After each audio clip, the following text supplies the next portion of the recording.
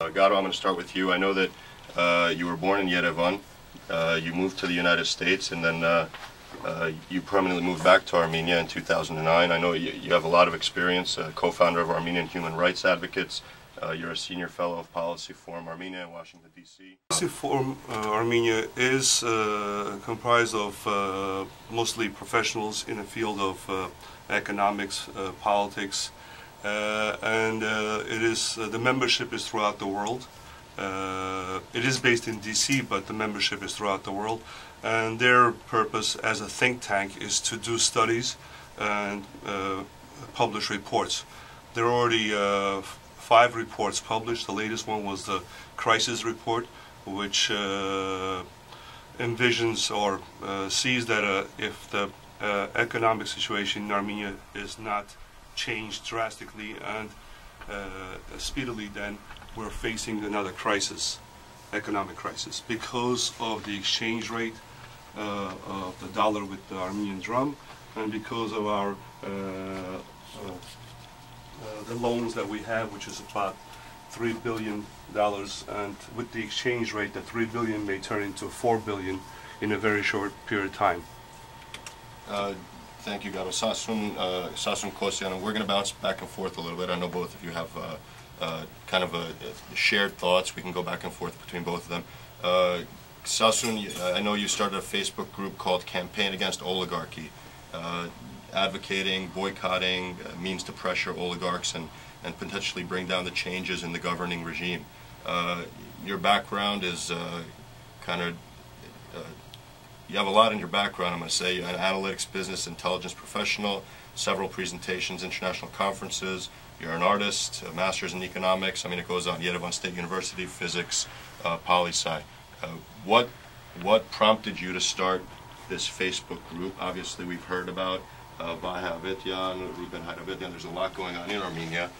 Was that the breaking point, the straw that broke the camel's back, or were there things kind of leading up to it? Right. So I started the group Campaign Against Oligarchy about 2 months ago. This was actually connected with another incident. There was one of these notorious oligarchs. He's called Lafik Samo. He basically purchased this marketplace. It's a market building, which is actually an architectural landmark. And he said, well, we don't need the roof. We are going to break the roof and build up, I don't know, a building of some kind and create a supermarket. And this is in violation of all the laws that govern architectural landmarks. So people started protesting. So, and this is when I came up with the idea, not just myself, many people had expressed this idea that, look, these guys are doing whatever they want, yet they are, yet we are the consumers of their products. Why don't we boycott them as a means to pressure?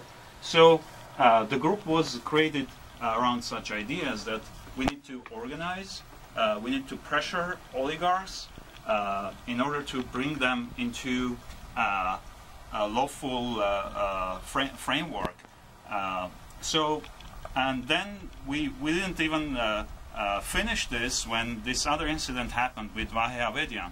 And you can tell, if you look at the kind of the events, every once in a while, very frequently in fact, things like this happen. Sometimes they are more or less,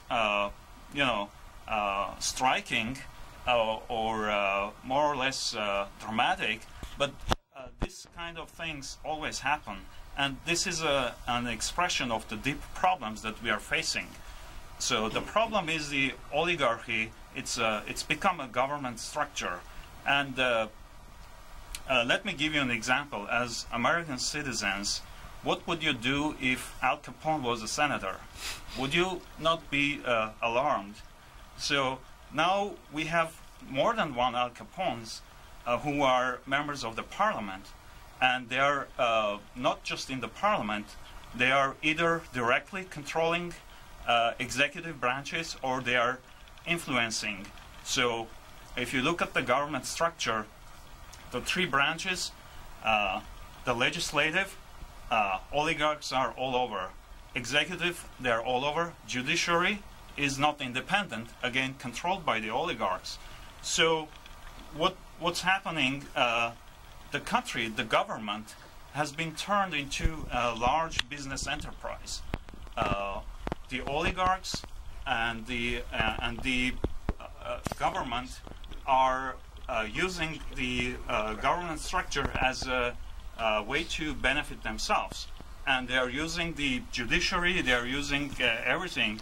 If, let's say, there is a businessman who protests against something, the next day the tax authorities will show up at his door. So this is how they use the governing structure to pursue their own interests. And this is a very alarming state. And that's why we all need to come in as citizens, as diasporans, to help the situation.